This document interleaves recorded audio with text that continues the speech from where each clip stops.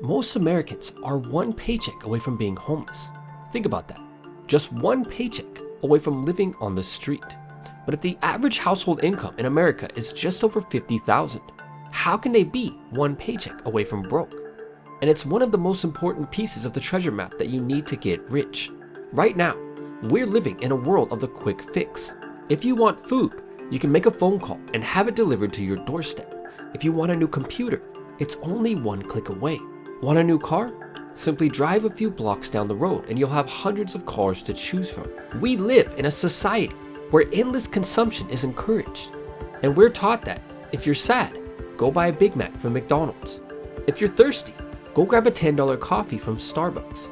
After all, everyone else does it, and we have a psychological need to fit in, so why don't we do it too, right? If you look around, everyone is so busy trying to look rich that all they've ever known is being broke. So how is it that a family that makes about $50,000 per year has almost no savings and pretty much nothing to show for their income? The answer is expenses. So many American families make $50,000 per year, but $49,000 of it is gone just as fast as it came in. A famous quote once said, "Beware of little expenses, because a small leak will sink a great ship." If you're like 45 million Americans who live in poverty, which basically means you make less than $2,000 per month. In fact, you're basically floating around in a little paddle boat. So if you get even a tiny leak in that thing, your boat is going to sink within minutes. The reason why so many Americans are one paycheck away from being homeless is because they don't control their expenses.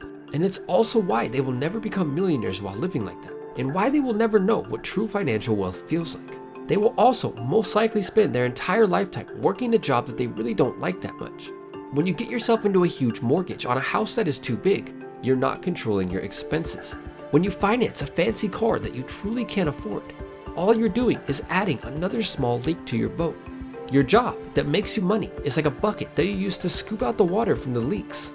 Every unnecessary expense that you add is another leak. That $10 coffee that you didn't need is another small hole. Off in the distance, there is an island containing unimaginable treasure and riches. All that you have to do is practice the habits of the rich long enough to get there.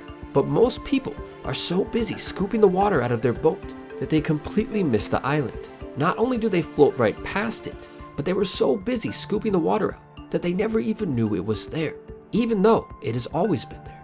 Many of the world's most successful millionaires and billionaires are self-made, and they got to where they are by ruthlessly controlling expenses. Every dollar that you spend on consuming things that you don't need is a dollar that could have been sent out to bring back more dollars. To become a millionaire, you have to make sacrifices. If I told you that by living like a poor person for 1 or 2 years, you could spend the rest of your life doing and buying whatever you want, you'd probably do it because most people would. The problem is that most people are too busy sinking their boat with expenses because they want to feel important and look rich. In most cases, the speed at which a person is able to get rich is directly correlated to how much time and money they have to invest. By ruthlessly slashing your expenses and investing the money into a business, you're not only plugging the little holes that are sinking most people's boats, you're actually pulling a boat motor out of thin air and attaching it to the back of your boat. A famous quote once said, "Today I will do what others won't, so tomorrow I can do what others can't." The only question now is, are you going to let your boat sink like everyone else? Or are you going to plug all the little holes and ride off towards your island of treasure? And with that said, until next time, thanks for watching.